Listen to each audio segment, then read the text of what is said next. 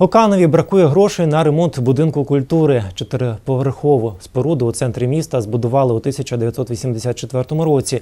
Із часів радянської влади і до сьогодні його ремонтом займалося декілька підрядників. Останній виконавець робіт у 2005 році виграв тендер на суму 25 мільйонів гривень. Протягом декількох наступних років ці гроші освоїли, однак для завершення ремонту необхідно ще 200 мільйонів гривень.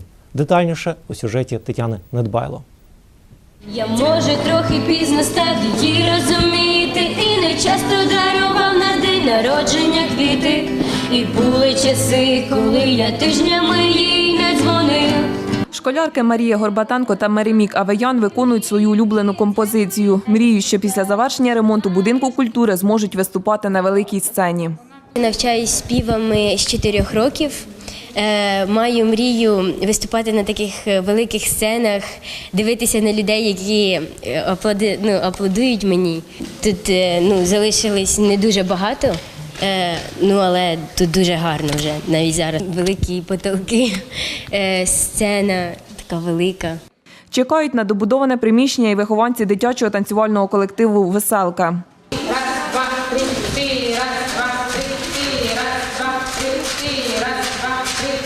У нас іноді є такі рухи, що як колеса, наприклад, то їм потрібний розбіг. А в нас дуже маленька сцена і незручно танцювати.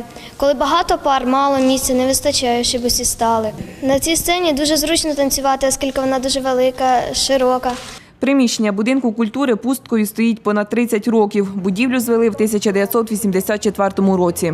Потім при розпаді Радянського Союзу був розворований повністю, вікна були побиті, труби були вирізані. У 2004-му до виконання робіт приступив підрядник Олександр Куценко. 25 мільйонів гривень вистачило на заміну вікон, ремонт покрівлі та деяких внутрішніх робіт. І з початку 2014-го і до сьогодні коштів більш не надходило. Об'єкт з 2014 року стоїть, на ньому ніякі роботи зараз не виконуються. Відповідно до проекту будівлі, тут є кімнати для занять з вокалу, для проведення спортивних секцій, 2 кінозали, сцени із глядацьким залом на 700 осіб. Основний вид робіт, який треба виконати далі, це сцена. Сценічного пола немає. Там немає механічного обладнання, яке куліси піднімає, опускає. Там немає пожежного захисту. Ось у цій кімнаті мали б проходити заняття з хореографії. По проекту 2004 року в цьому приміщенні повинен бути танцювальний зал. Оздоблювання роботи, потолок, пол. Для завершення ремонту необхідно 200 мільйонів гривень. Вони будуть витрачені до кінця виконані будівельні роботи внутрі.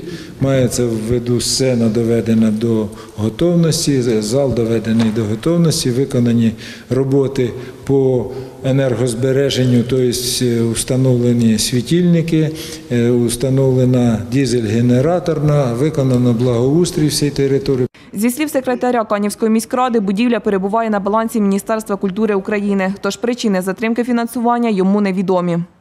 Сюди приїжджали всі міністри, причому не один міністр приїжджали, дивились, і це було при бивших президентів, міністрів, але, на жаль, поки на сьогоднішній день ніяких шагів не було зроблено.